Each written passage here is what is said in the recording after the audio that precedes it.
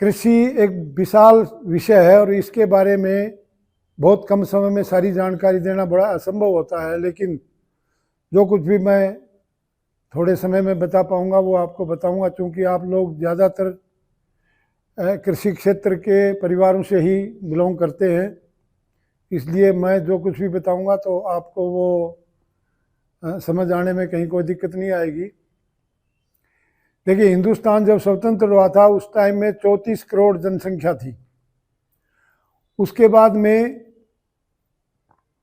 धीरे धीरे जनसंख्या बढ़ती गई और हिंदुस्तान में अनाज की, चूंकि अकाल ज़्यादा पड़ते थे, सिंचाई के साधन कम थे, टेक्नोलॉजी कम थी, इस वजह से पैदावार बहुत कम होती थी और क्राइसिस थी। आप लोगों को जब आप बुजुर्गों से पूछेंगे तो हिंदुस्तान के लोग कंट्रोल की ज्वार और ऑस्ट्रेलिया का लाल गेहूं खाते थे। फिर उसके बाद में सन 1965-66 में हिंदुस्तान के वैज्ञानिकों को हिंदुस्तान की गवर्नमेंट ने ये निर्देश दिया कि पैदावार के क्षेत्र में आप लोग काम करें। उन्होंने हरित क्रांति नाम से एक प्रोग्राम चलाया। वैज्ञानिकों ने नए नए तौर तरीके, नए नए मेथड निकाले, नई नई वैरायटी निकाली और खेती के अंदर काम करना शुरू किया। उन्होंने जो कुछ भी इजाद किया, जो कुछ भी नई नई तकनीक बताई, उनको राजस्थान कृषि विभाग के कर्मचारियों ने काश्तकारों को मार्गदर्शन दिया और काश्तकारों ने अपने खेत में उसको अप्लाई किया। और सन 1984-85 में एक ऐसा समय आया कि हिंदुस्तान में इतना अनाज पैदा होने लगा कि अपनी आवश्यकता पूरी करने के बाद में विदेशों में भी भेजने लगे। वैज्ञानिकों ने जो तौर तरीके तैयार किए, वो जिस तरह से खेत में काश्तकार खेती करता है, इसी तरह से वैज्ञानिक भी फील्ड में अपना काम करते हैं और नई नई तकनीक ईजाद करते हैं। वो उन लोगों ने जो टेक्निक काश्तकारों के लिए तैयार की, बताई, काश्तकार ने उसका उपयोग किया। लेकिन धीरे धीरे उसमें एक दिक्कत ये आई कि काश्तकार ने अपने लालच के लिए उनका सही रूप में उपयोग न करके और उसका उपयोग गलत तरीके से किया। जैसे मैं उदाहरण के तौर पे आपको बताऊं कि सॉइल टेस्टिंग के आधार के ऊपर ये पता लगा कि 1 बीघा में 5 किलो डीएपी डालनी चाहिए। 5 किलो काश्तकार ने डीएपी डाली, अच्छी पैदावार हुई। फिर काश्तकार ने वैज्ञानिक के तौर तरीके से हट करके 6 किलो डालनी शुरू की और पैदावार बढ़ गई। फिर 7 किलो डालना शुरू की तो और पैदावार बढ़ गई। अब हुआ क्या कि इस जो भी इस तरह की केमिकल्स हैं उनके अंदर, जैसे मैं उदाहरण दे दूं आपको, डीएपी में 2 तत्व होते हैं, एक ताकत के लिए जिसको कहते हैं फास्फेट और एक बढ़ोतरी के लिए जिसको कहते हैं नाइट्रोजन। नाइट्रोजन वो तत्व है जो कहीं भी डाल दो पानी के साथ पौधे की जड़ के पास पहुंच जाएगा। फास्फेट के पास अगर जड़ नहीं जाएगी तो फास्फेट मिलेगा नहीं और जमीन में पड़ा रह जाएगा। काश्तकारों ने जब जरूरत से ज़्यादा, रिकमेंडेशन से ज़्यादा खाद का जब उपयोग किया डीएपी का, तो फास्फेट जमीन में पड़ी रह गई, अनुपयोगी रही और उस जमीन को उसने उत्सर्ग कर दिया, खराब कर दिया और सॉइल जो है वो पैदावार के लिए अनुपयुक्त हो गई। ऐसी स्थिति में वैज्ञानिकों को उसके बारे में नए सिरे से सोचना पड़ा कि पैदावार कम क्यों हो रही है, ज़मीन खराब क्यों हो रही है। उसके लिए एक तकनीक निकाली, सॉइल हेल्थ, जमीन के स्वास्थ्य का परीक्षण। उस परीक्षण के लिए लेबोरेटरीज हैं जिनके अंदर जमीन का टेस्ट होता है और उस टेस्ट में, परीक्षण में ये पाया जाता है कि जमीन में कौन कौन से तत्व उपलब्ध हैं। फिर उसके बाद में ये वैज्ञानिक बताते हैं कि इस फसल के लिए इतने तत्व चाहिए, जमीन में इतने तत्व हैं, कितना तत्व और डालना पड़ेगा और वो किस तरीके से डालना पड़ेगा।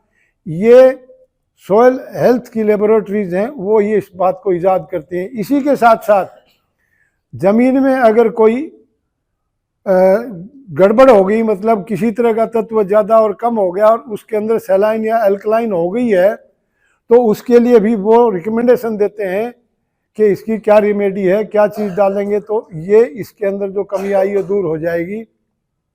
इसी के साथ साथ फसलों का अलग अलग वो टेस्ट करते हैं। अगर गेहूं की फसल है उसके लिए अलग, चना है तो अलग, सरसों है तो अलग, बाजरा है तो अलग, मूंग और ग्वार है तो उसके लिए अलग अलग रिकमेंडेशंस देते हैं।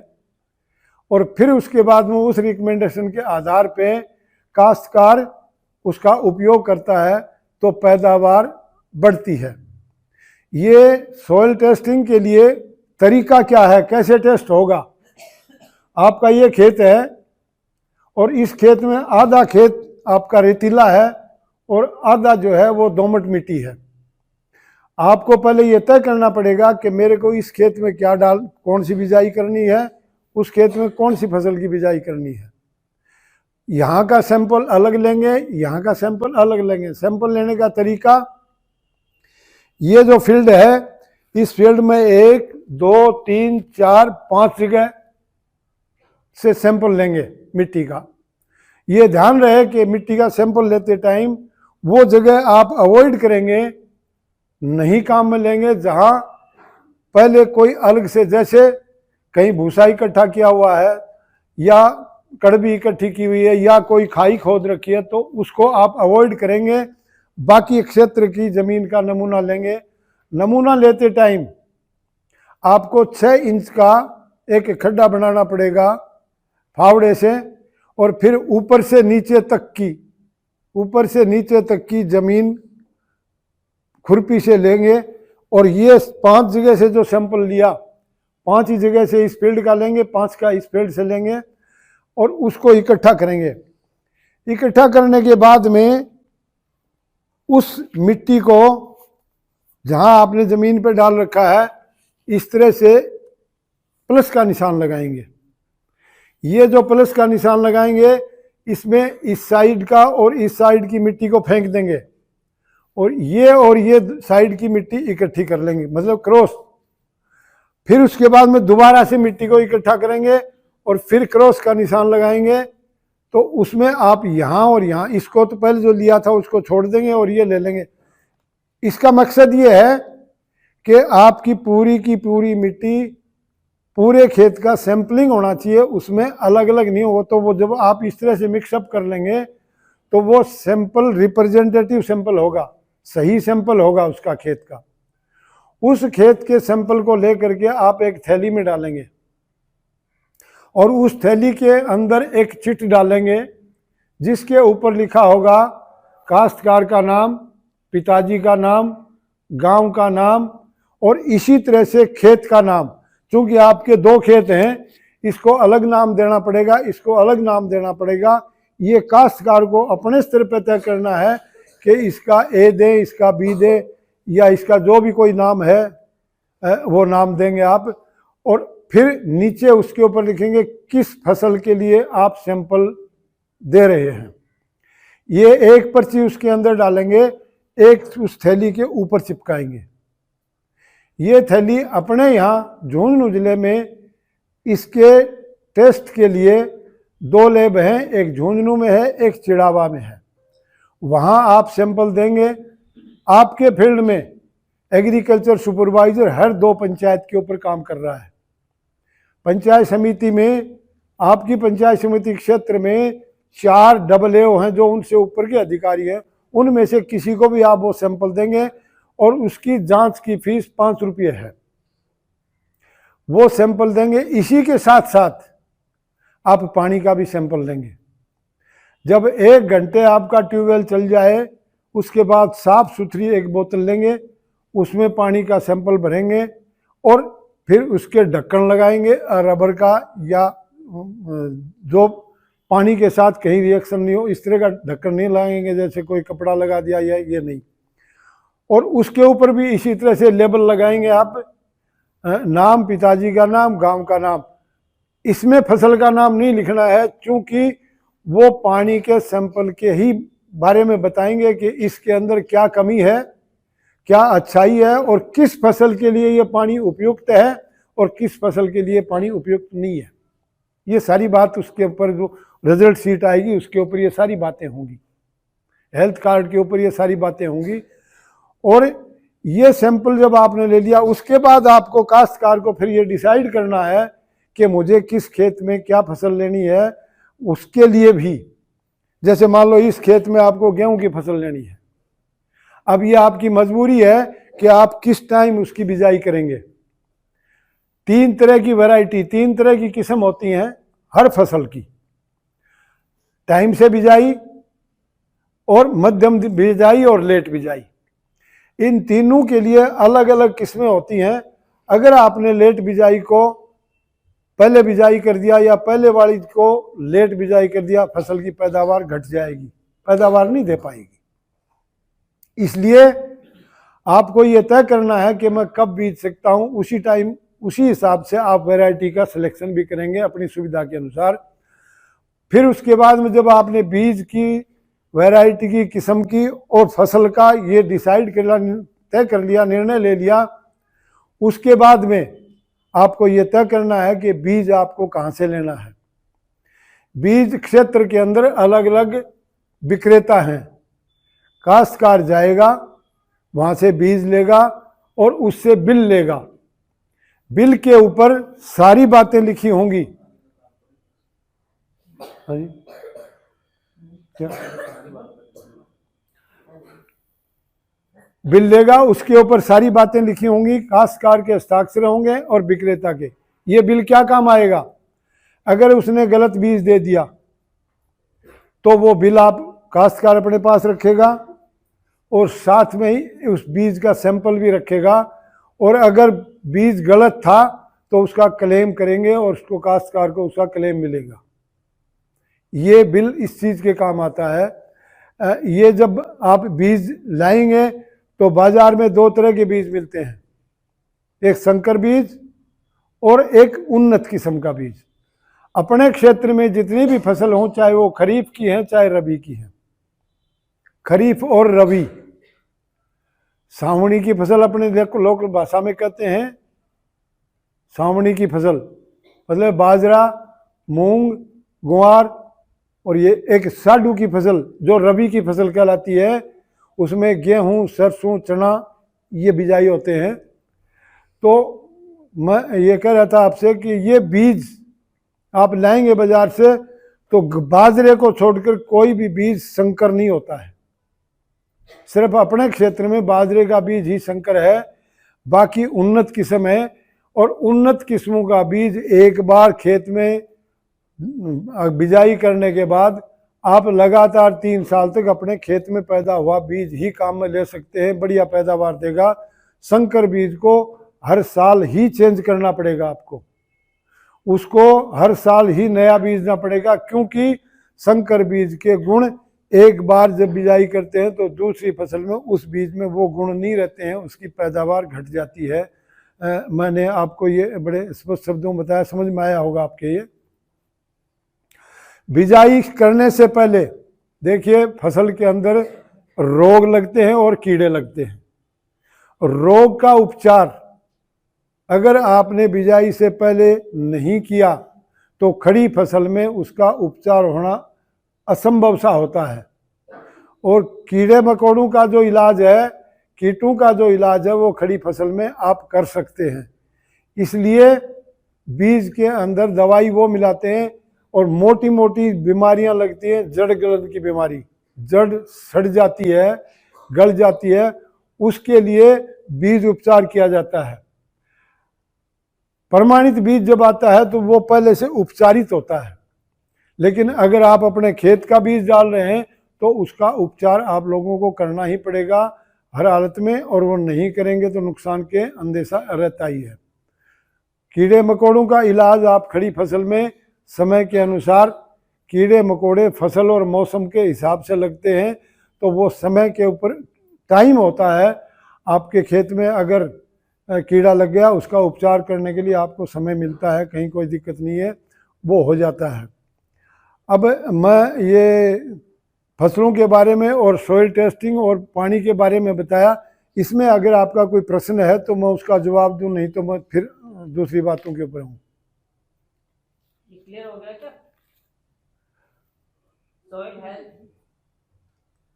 भूमि की टेस्टिंग, किस तरह से नमूना लेना है, कैसे उसका टेस्ट होता है और फिर क्या उसका उपयोग है, ये मैंने जो आपको बताया। इसके बारे में कुछ और पूछना है क्या आपको?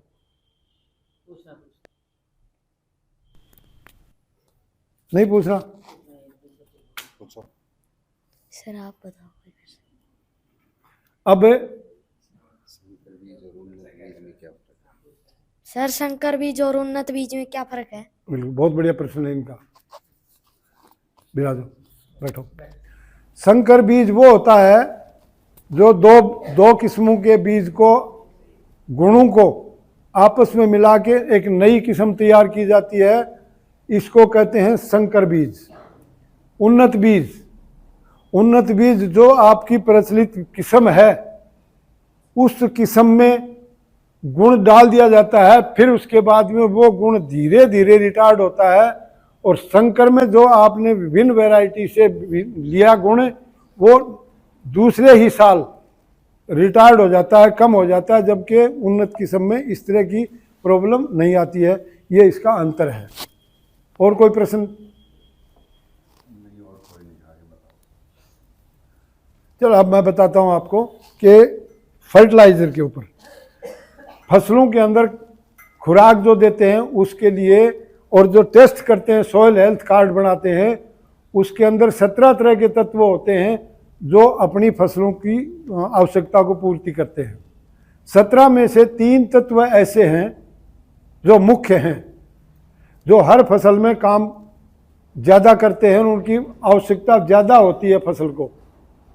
नाइट्रोजन, फास्फेट और पोटास। इसके अलावा जितने भी तत्व हैं, चाहे वो जिंक है, चाहे आयरन है, चाहे मोलिब्डेनम है, जो भी है, वो सब के सब तत्व हैं। वो 14 तत्वों की आवश्यकता क्षेत्र के अनुसार और फसल के अनुसार होती है। उसकी कमी जब महसूस करते हैं तो उसको सप्लीमेंट कर देते हैं, डालते हैं, उसके लिए अलग से साधन है। ये जो 3 मैंने मुख्य तत्व बताए, इसके लिए अपने यहाँ की जितनी फसल हैं उनके अंदर रिकमेंडेशंस तय कर दिए हैं वैज्ञानिकों ने, क्षेत्रवार, सोयल के अनुसार और क्षेत्र के अनुसार, मौसम के अनुसार। मैं फॉर एग्जांपल ये बता रहा हूँ आपको, अपने एरिया में गेहूं, सरसों और चने के अंदर नाइट्रोजन की आवश्यकता मिनिमम इसलिए होती है कि आप चने को उखाड़ के देखेंगे तो उसकी जड़ों के ऊपर छोटी छोटी गांठ मिलती है। शुरू में तो लाल रंग की होती हैं, गुलाबी रंग की होती हैं, फिर वो काली हो जाती हैं। उन जड़ों के अंदर बहुत ज़्यादा बैक्टीरिया होते हैं, लाखों की संख्या में, और वो बैक्टीरिया वायुमंडल की नाइट्रोजन को लेते हैं और फसल को देते हैं। अब आप ये कहोगे कि ये तो हमें जच नहीं रही है कि वो जो बैक्टीरिया है वो वायुमंडल की नाइट्रोजन, वायुमंडल में कहाँ नाइट्रोजन है? आप लोगों में सब ने पढ़ा होगा वायुमंडल में नाइट्रोजन कितना होता है? 71%। अब वो किस रूप में होता है और पौधा किस रूप में लेता है, ये अलग इशू है।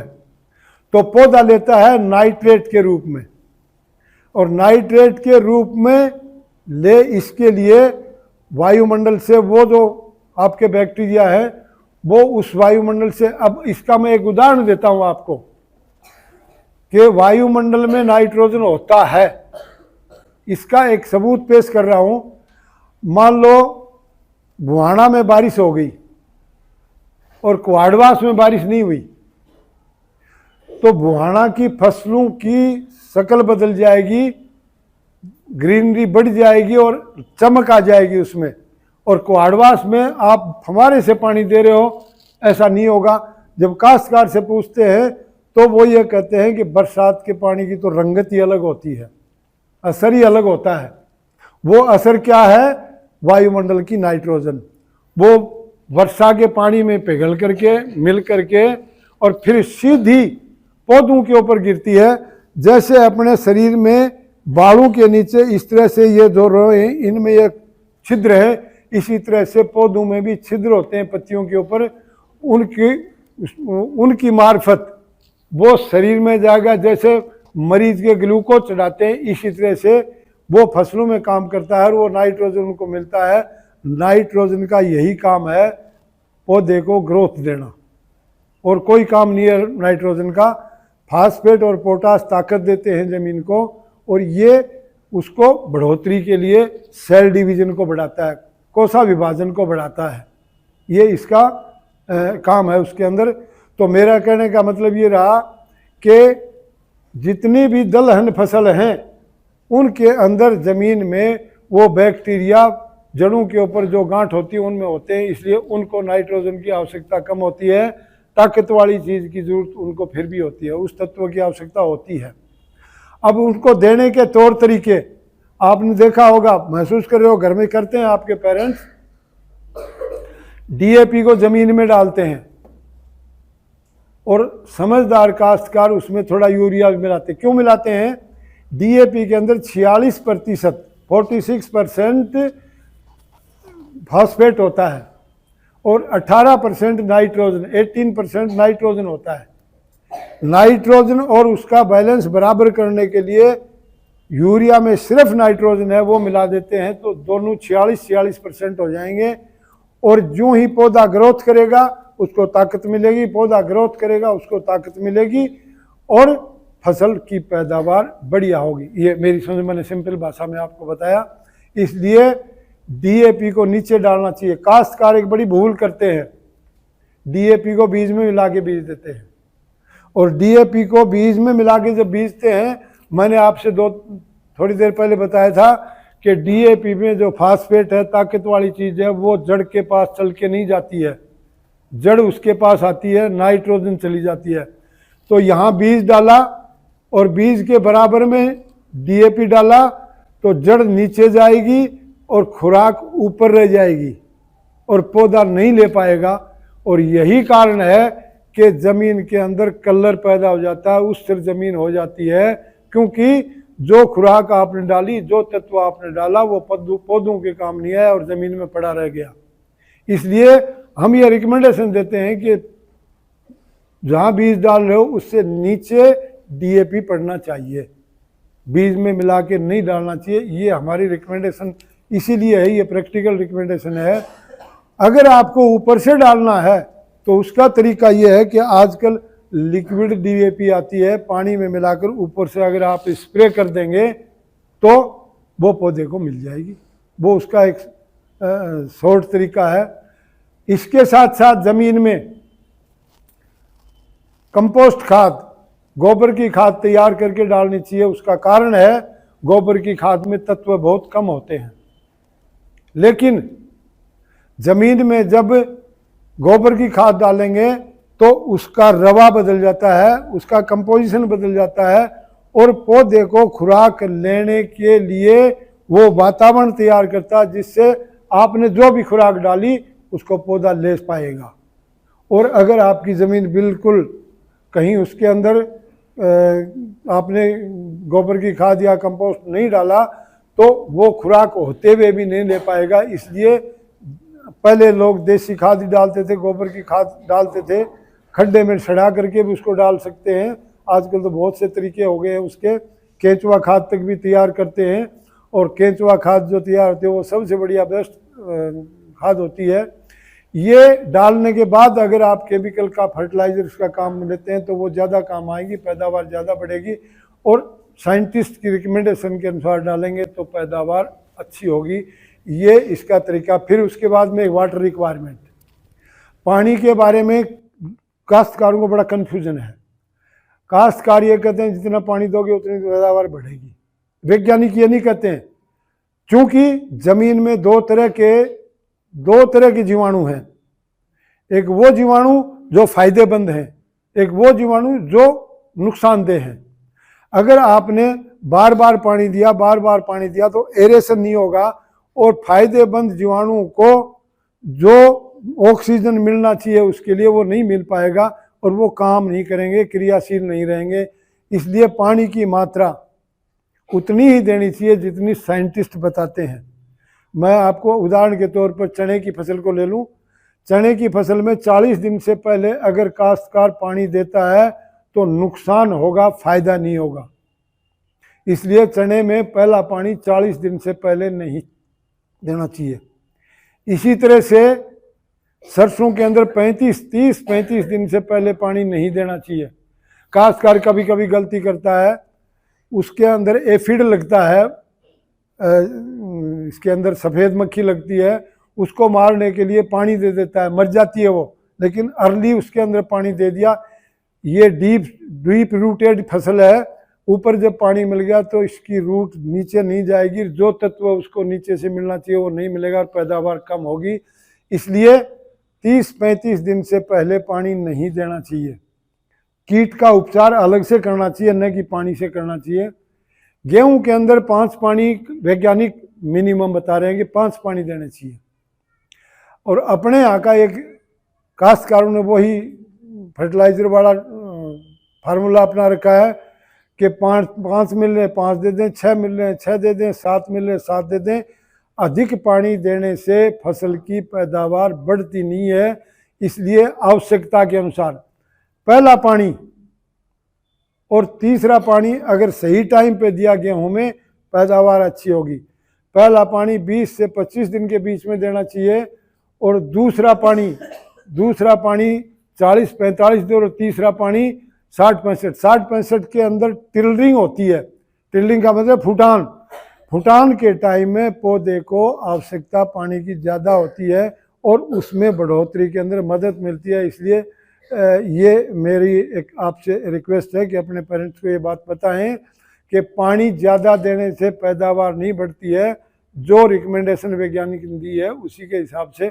और आजकल तो टीवी पे, मोबाइल पे सब में जो है ना ये सारी चीज़ें आती है, खेती बाड़ी का प्रोग्राम भी आता है उसके, और काश्तकार देखता भी है और करता भी है।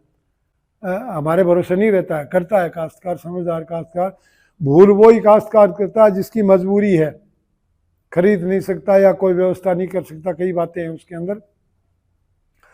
रहा सवाल ऊपर से यूरिया, जो आप ऊपर से यूरिया देते हैं काश्तकार, ऊपर से urea means nitrogen growth rate को बढ़ाने के लिए जो देते हैं, वो पहले पानी और तीसरा पानी, first irrigation and third irrigation, उसके ऊपर ही आप दें। अपने पेरेंट्स को इसके लिए रिकमेंडेशन दें। काश्तकार कभी कभार क्या करता है, 5वें और 6ठे पानी तक भी फर्टिलाइजर देता है, उसका ठीक है वो कहीं थोड़ा बहुत काम आएगा, बाकी वो फ़ायदा नहीं मिलेगा जो फर्स्ट इरिगेशन और थर्ड इरिगेशन के टाइम में देंगे। इसलिए आप उनको ये मार्गदर्शन करें कि फर्स्ट इरिगेशन और थर्ड इरिगेशन पर जो भी फर्टिलाइज़र यूरिया देना है वो दे दें, उसका उपयोग बढ़िया से बढ़िया होगा, पैदावार अच्छी होगी, इसमें कोई दो राय नहीं है। मैं जहाँ बात है पेस्ट कंट्रोल की, चने के अंदर एक लट आती है जो फली में घुसती है और फली के बीज को खा जाती है। अब काश्तकार उसके अंदर करता क्या, एक भूल करता है काश्तकार, चने की लट का इलाज तब करता है जब वो फली के अंदर घुस जाती है, पोड के अंदर चला जाता है, उसका नाम ही पोड बोरर है, और उसके बाद उस टाइम में फिर उसका इलाज नहीं होता है। तो आप अपने पेरेंट्स को कहें कि जब फूल कंप्लीट आ गए और फली बनना पोड बनना शुरू हो गया, उस टाइम में आप उसके अंदर दवाई डालें तो 100% उसका इलाज होगा। और काश्तकार उसका लट लगी या नहीं लगी, इसका इलाज ये है कि सुबह जब खेत के अंदर जाता है काश्तकार, तो इस तरह का कोई कागज़ ले जाए और उसके ऊपर चने की भुट्टे को झड़काए, उसके ऊपर बाल से बारीक अगर घूमते दिखे तो इसका मतलब लट आ गई है, और दवाई छिड़को, 100% इलाज होगा। और अगर आपने लेट डाला तो इलाज नहीं होगा। इसके लिए जैविक उपचार भी है, जरूरी नहीं है कि जहर डालें, जैविक उपचार है वो मैं बाद में बताऊंगा। इसी तरह से सरसों के अंदर एफिड लगता है, जिसको अड़ कहते हैं एफिड, और वो एक ऐसा कीड़ा है वो डायरेक्ट बच्चे को जन्म देता है, न कि अंडे देता है। एफिड का अंडा नहीं होता है, सीधे बच्चे को जन्म देता है, और एक साथ 350 से लेके और 500 तक बच्चे देता है।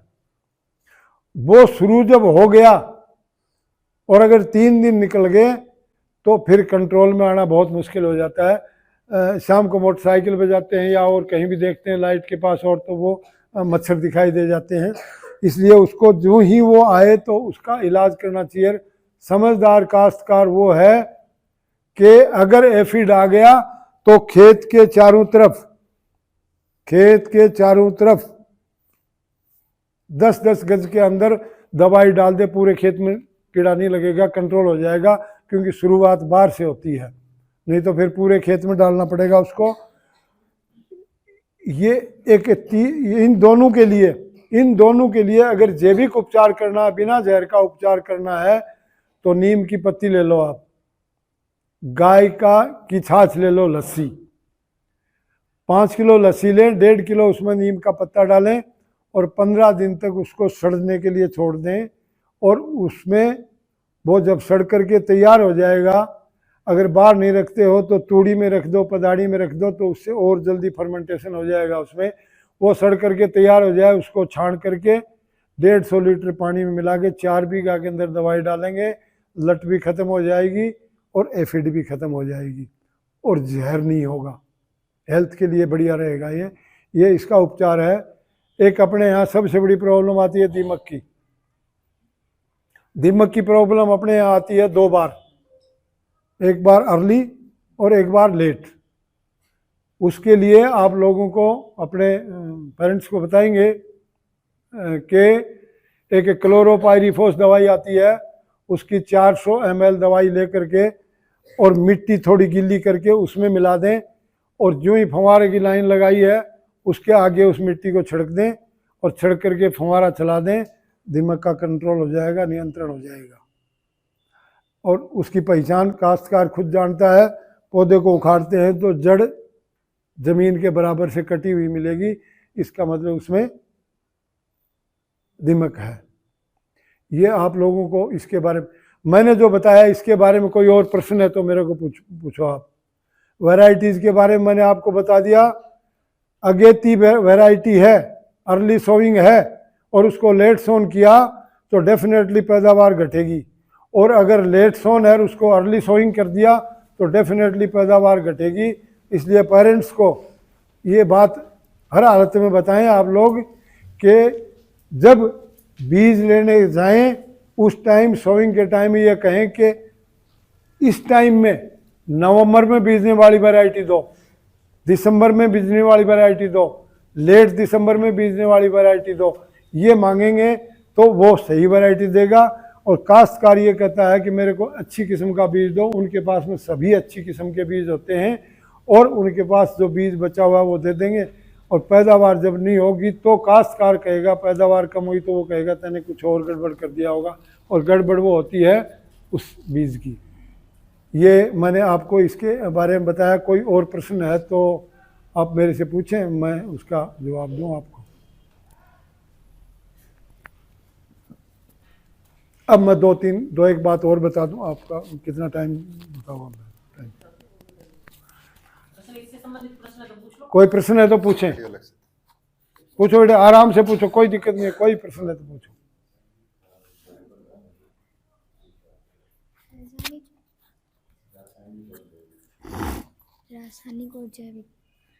रासायनिक और जैविक खाद में क्या फर्क है? बहुत बढ़िया प्रश्न है इनका, बहुत बढ़िया प्रश्न है बेटा।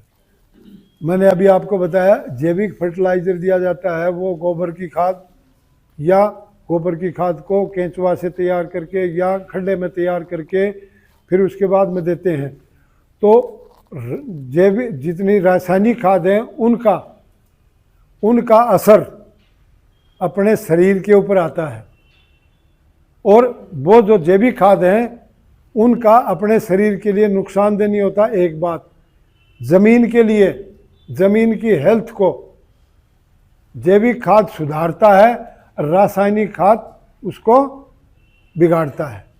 ये अंतर है। चूँकि चाहे आप कितनी प्रिकॉशन के साथ में रासायनिक खाद देंगे, उसका रेजिडुअल इफेक्ट रहेगा, और वो रेजिडुअल इफेक्ट ज़मीन के लिए, ज़मीन की हेल्थ को ख़राब करेगा ही करेगा। इसलिए ये सॉइल टेस्टिंग जो करवाते हैं वो इसीलिए करवाते हैं कि हमारी ज़मीन किस सीमा तक ख़राब हो गई, उसको कैसे ठीक किया जाए। और ज़मीन में जब ये खराबी आ जाती है तो एक जिप्सम का उपयोग करते हैं। जिप्सम एक फर्टिलाइज़र है जो रासायनिक फर्टिलाइज़र नहीं है, नुकसान नहीं करती, वो सिर्फ सुधारात्मक तरीके से ज़मीन को सुधारती है और ऑयल परसेंटेज को बढ़ाती है। तो जिप्सम ज़मीन के अंदर अगर रासायनिक खाद ज़्यादा डालते हैं तो उसका उपयोग करने से ज़मीन का बैलेंस बना रहेगा और उसके अंदर कमियां कम आएंगी। अब मैं आपको एक छोटी सी बात बताऊंगा, आप सभी के लिए है वो। अपने अपने खेतों में या कहीं प्लॉट हैं या घर में जगह है तो 3 तरह के पौधे आप अवश्य लगवाएं हर हालत में। एक अर्जुन प्लांट, अर्जुन का एक पौधा होता है और उस अर्जुन से अर्जुनारिष्ट बनती है। और अर्जुनारिष्ट हार्ट के लिए बीपी के लिए रामबाण दवा है जो बाजार में मिलती है। वो पौधा लगाएंगे तो उसकी छाल ऑटोमेटिकली अपने आप उतरती है। उस छाल को इकट्ठा कर लो, अपने देसी भाषा में छोड़ा कह देते हैं उसको इकट्ठा कर लो और उसको मिक्सी में से पीस लो। उस पाउडर को दूध में गर्म करके, पानी में गर्म करके या चाय में उबाल के अगर अपन पिएंगे तो बीपी और हार्ट की बीमारी नियंत्रित होगी। ये प्राकृतिक उपचार हो गया दवाई की बजाय। तो ये पौधा अपने खेत में होना बहुत ज़रूरी है, या जहाँ आपका प्लॉट है वहाँ लगाएं, चाहे खेत में लगाएं, कहीं भी जगह मिले, घर में अगर जगह है तो वहाँ लगाएं। इसका कोई किसी तरह का कोई नुकसान नहीं है। एक तो ये पौधा, और दूसरा है जामुन। जामुन एक पौधा है, आप जानते हैं उसको, अपने क्षेत्र में खूब है। जामुन 1 महीने तक जामुन लगते हैं, उनको खाओ और फिर उसकी गुठली को इकट्ठा कर लो और उसको सुखा लो, उसकी गिरी निकालो, गिरी निकाल के पाउडर बनाओ और पाउडर बना के उसको पानी के साथ, दूध के साथ लो।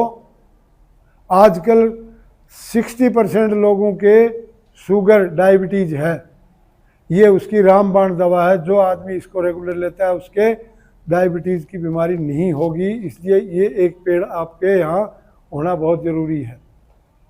तीसरा नीम गिलोय, वो गिलोय है, उसको नीम गिलोय भी कह देते हैं। तो वो आप लगाएं, नीम के पास लगाएंगे तो नीम के ऊपर चढ़ने से नीम के गुण उसमें आ जाते हैं जो मेडिकेटेड है। उसको आप किस तरह से काम में लें, उसकी टहनी है, रसोई में रखें। जब चाय बनाते हैं या दूध उबालते हैं तो जिस तरह अदरक को कूट करके डालते हैं, उसका भी टुकड़ा ले लें, उसको भी कूट लें और वो उसके अंदर डाल दें। उससे अगर आप उसको अगर काम में लेंगे तो जितनी भी तरह की बुखार हैं, चाहे चिकनगुनिया है, चाहे डेंगू है, चाहे मियादी बुखार है, कोई भी बुखार है किसी तरह की भी, और सर्दी से जुकाम है, खांसी है, सबका रामबाण दवा है। और अगर एक्सेस है तो उसको चीर करके छाया में सुखाओ, क्योंकि बहुत चिकनी होती है, बड़ी लेट सूखती है वो। उसके बाद उसको काट करके और मिक्सी के अंदर उसका पाउडर बना लो और पाउडर को जो है उसी रूप में, जैसे आप चीनी डालते हैं, चाय डालते हैं, उसकी ये भी एक आधा चम्मच डालें। मेरी एक निवेदन ये है कि ये जो मैंने दोनों तीनों चीज़ बताई हैं, गर्मियों में इसकी मात्रा कम लें, सर्दियों में इसकी मात्रा ज़्यादा लें। और तीनों ही अपने यहाँ जो आज की तारीख में बीमारियाँ उनके लिए रामबाण दवा है, बहुत बढ़िया, और अपने खेत में इसको कर सकते हैं। ये मैं आपको बताना चाहता था। ये समझ में आया होगा आपके सब। इसका मैं एक पंपलेट है वो दूंगा और उसकी फ़ोटो कॉपी करके सब बच्चों को आप उपलब्ध करवाएंगे और आप अपने पेरेंट्स को वो देंगे। उसके बारे में एक जानकारी हो जाएगी, पूरी जानकारी हो जाएगी। मैं पंपलेट दूंगा इसके बारे में। ये इसके बारे में कोई प्रश्न है तो आप मेरे से पूछें, कोई भी किसी तरह का भी इससे संबंधित प्रश्न है तो। जिन बच्चों की इच्छा है हो सकते हैं, कोई पूछो। पौधे लगाते हैं बच्चे लाते हैं, कई गुरु लगाते हैं फलदार पौधे, उनके लिए बता दो गुरु, जैसे नींबू है, जैसे गुरुजी ने बताया, अनार है, किन्नू है, चीकू है, ये गुरु लगाते हैं और लगते नहीं है। बहुत बहुत बढ़िया प्रश्न है ये गुरुजी का। मैं आपको बताऊं कि पेड़ पौधे लगाने का एक तरीका है, उस तरीके को अगर आपने नहीं अपनाया तो पौधे कम लगते हैं। जो भी फल वृक्ष लगाएं, कोई भी पौधा, तो आप हर हालत में 2.5 से लेके 3 फीट का खड्डा बनाएं, 2 फुट चौड़ा, 2 फुट लंबा, 3 फुट गहरा, और उसमें जो मिट्टी निकली वो मिट्टी प्लस अगर बालू मिट्टी है तो चिकनी मिट्टी, और तीसरा हिस्सा गोबर की सड़ी हुई खाद, गोबर की कुंडी लगी है ऊपर से हटा करके नीचे की सड़ी हुई काली खाद, वो मिला करके उस खड्डे को भरें। और भरते टाइम उसमें आक, धतूरा और नीम के पत्ते डाल दें। अगर आपने ये तीनों पत्ते उसके अंदर डाल दिए तो जड़ की बीमारी, जड़ के कीड़े कोई भी नहीं लगेंगे, कोई दवाई आपको उसके अंदर डालने की आवश्यकता नहीं होगी। ये लगाने के बाद पौधा जब लगाते हैं तो 2 तरह के पौधे आते हैं, देखो पैकिंग, एक मूंज में पैकिंग आती है और एक प्लास्टिक की थैली में आती है। ये बड़ी सावधानी से आप अपने पेरेंट्स को बताएंगे। मूंज की थैली में जो आते हैं वो अपने बाहर के प्रदेश से आती हैं और वो चिकनी मिट्टी होती है। उसको जैसे अपने को कल पौधा लगाना है तो आज की तारीख में टब में या बाल्टी में या जो भी आपके पास सुविधा है उस पानी में डुबो दें उसको, तो वो मिट्टी भीग करके नरम हो जाएगी। और जब पौधा लगाएं तो खड्डा उतना बनाएं जितना वो आपका पिंडा है, और उसमें बना करके उसको थोड़ा सा भींच दें। जब वो आप भींचेंगे तो उसके चारों तरफ तरेड़ हो जाएंगी, तो पौधे की यूं ही नई जड़ निकलेंगी तो उनको बाहर निकलने का मौका मिल जाएगा। और अगर वो पैक रह गया तो जड़ें निकलने में आसानी नहीं होगी और आपका पौधा सालों तक उसी स्टेज में खड़ा रहेगा और आप लोग ये कहेंगे कि हमारा पौधा तो बढ़ ही नहीं रहा है। उस पौधे को तो इस तरह से लगाना है। और जो प्लास्टिक की थैली में आता है उसमें पहले दिन पानी डाल दें तो मिट्टी पैक हो जाएगी, और फिर दूसरे दिन जब आप लगाएं तो उसमें उतना खड्डा बनाएं जितना आपका वो पैकिंग है, और ब्लेड लेकर के चारों तरफ से उस थैली को काटें और काट करके उसके अंदर लगाएं। और लगाने के बाद ये आपकी थैली है, आपने इसको काट दिया और लगाने के बाद चारों तरफ से मिट्टी डाल करके दोनों तरफ से पकड़ के यूँ खींच लो, आप बाहर आ जाएगा। इसका मतलब जो मिट्टी ओरिजिनल उसके साथ लगी हुई है वो डिस्टर्ब नहीं होगी, हटेगी नहीं। और ये इसलिए ज़रूरी है कि अगर वो मिट्टी हट गई तो नई जो मिट्टी उसके साथ आई उसमें उनकी जड़ों को एडजस्ट होने में दिक्कत आएगी, इसलिए उसकी मूल मिट्टी रहने अपन हाँ सर। अब मैं आपसे ये कह रहा हूँ कि आप अपने घर में रहते हैं और मेरे घर में अगर आए तो आपको मेरे घर में एडजस्ट होने में ही 2 दिन लग जाएंगे। आपको वहाँ कैसे रहते हैं, कैसे नहाते हैं, कैसे खाते हैं, सारी चीज़ों का। तो इन पौधों को भी प्रकृति ने इस तरह की नेचर दी है। अगर वो आपने निकाल लिया और वो मिट्टी एज इट इज़ रह गई तो उसको पनपने में कहीं दिक्कत नहीं आएगी। उसके बावजूद भी आपने जो चारों तरफ मिट्टी लगाई उसको पैरों से दबाओ, पैरों से उसको पैक करो। अपन लोगों के दिमाग में यह है कि अगर पैक किया तो जड़ मुस जाएंगी और वो डेवलप नहीं होगी। मैं ये कह रहा हूँ अगर आपने लूज छोड़ दिया, उसको नहीं दबाया और पानी की बाल्टी डालेंगे, पानी जाएगा और वो ओरिजिनल मिट्टी हट जाएगी क्योंकि लूज है चारों तरफ से। और जो मैं उद्देश्य बता रहा हूँ कि मूल मिट्टी रहनी जरूरी है, उसका उद्देश्य खत्म हो जाएगा और पौधा लगना बड़ा मुश्किल होगा। तो ये पौधा लगाने का ये तरीका जो अपनाएंगे उनके पौधे 100% सफल होंगे ही, किसी तरह का कोई नुकसान नहीं होगा उसमें। ये दूसरा, पौधे आप कोई भी लगा सकते हो, बादाम का भी, ये भी, वो सब लगा सकते हो, लेकिन ऐसा नहीं है। सागवान का पौधा अपने एरिया में लगा रखा लोगों ने, और ये सोच के लगाया था कि एक एक पौधा 20-20 हज़ार रुपये का बिकेगा। सागवान का पौधा अपने यहाँ सफल नहीं है, वो आकार ही नहीं ले पाता। क्यों नहीं ले पाता? सागवान का पौधा 17 डिग्री टेम्परेचर से नीचे और 35 डिग्री से ऊपर अगर तापक्रम है तो सागवान का पौधा डेवलप नहीं हो सकता। और अपने राजस्थान में, अपने झुंझुनू जिले में या तो 15 से नीचे रहता है या 35 से ऊपर रहता है, इसलिए वो पौधा एडजस्ट नहीं है। इसलिए आप लगा तो कोई भी पौधा सकते हो, लेकिन अपने एरिया के लिए जो सूटेबल पौधे हैं वही पौधे आप लोगों को लगाने चाहिए। एक मैं छोटी सी बात और बता दूं, अपने पेरेंट्स को कहें, बाज़ार में जितनी भी सब्जी आती हैं वो सब्जियां केमिकल से तैयार होती हैं और उन सब्जियों के अंदर जहर होता है। ये मान लो आप बिनोड़े के ऊपर 6 स्प्रे करते हैं, कपास के ऊपर 6 स्प्रे करते हैं। 3 दवाइयाँ ऐसी हैं जिनका रेजिडुअल इफेक्ट खड़ में भी आता है, बिनोड़े में भी आता है और तेल में भी आता है।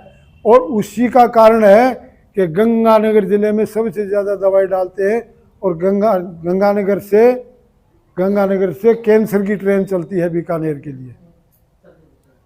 सबसे ज़्यादा केमिकल काम में लेते हैं, चूँकि वहाँ कपास और ये फसलें होती हैं। आप लोग हर हालत में बाज़ार की सब्जी न खरीद के, मैं आपको एक छोटा सा उदाहरण देता हूँ। गोभी का फूल है और जहाँ भी पैदा होता है उसको मेलाथियन जहर के घोल में खंगाल करके और फिर लाते हैं, उसके ऊपर चमक आ जाती है, सफ़ेदी आ जाती है, और बाज़ार में ग्राहक उसी फूल को खरीदता है जो बिल्कुल सबसे सफ़ेद और शुद्ध है। और घर वाले भी उसको धोते भी नहीं है, क्योंकि वो तो एकदम साफ सुथरा है, वो जहर इट इज़, और अपन उसको खाते हैं। आप लोग अपने पेरेंट्स को कहें कि अपने किचन गार्डन में, खेत में पालक, देखिए पालक, मूली, धनिया, प्याज, ये चीज़ तो कम से कम अपने खेत में काम में लें, पैदा करें, जिससे कम से कम ये तो शुद्ध काम में लेंगे तो सब्जी का आधा हिस्सा तो कम से कम सही रहेगा। दूसरी बात, मैं 80 साल का हो गया, पूरी ज़िंदगी एक टाइम दाल खाते हैं हम। शाम को दाल खाते हैं, इसलिए कि सब्जी कम खानी पड़े। एक टाइम दाल खाते हैं, और सब्जियों में भी सांगरी है और टीट हैं या काचरी कुचरी की जो सुकेड़ी है, तो हफ्ते में 2 दिन या 3 दिन वो बनाते हैं, 4 दिन बाजार की खाते हैं, प्रिकॉशन लेने की कोशिश करते हैं। तो आप लोग अपने पेरेंट्स को कहो कि किचन गार्डन ज़रूर डेवलप करें, और उस किचन गार्डन से अपनी हेल्थ मेंटेन होगी, सहयोग मिलेगा, किसी सीमा तक तो सहयोग मिलेगा। ये मैं आपको एक बताना चाहता था। और कोई प्रश्न है तो आपका खेती बाड़ी के बारे में पूछें, बड़ा विशाल विषय है, इसके बारे में कोई और प्रश्न है तो आप पूछें। जब आपने पहले अर्जुन का पौधा होती है, मतलब लाएंगे कहाँ से मिलेगा ये बता दो। अर्जुन का पौधा देखिए, खेतड़ी अपनी नर्सरी है गवर्नमेंट की, वहाँ से मिलता है। दूसरी बात, जितने प्राइवेट नर्सरी है उनमें मिलता है। और गुरुजी इसलिए कह रहे हैं कि गुरुजी ने हमने पेंशन समाज की मार्फत 25,000 पौधे काश्तकारों को अर्जुन के, जामुन के और नीम के लोहे के फ्री ऑफ कॉस्ट सप्लाई किए हैं।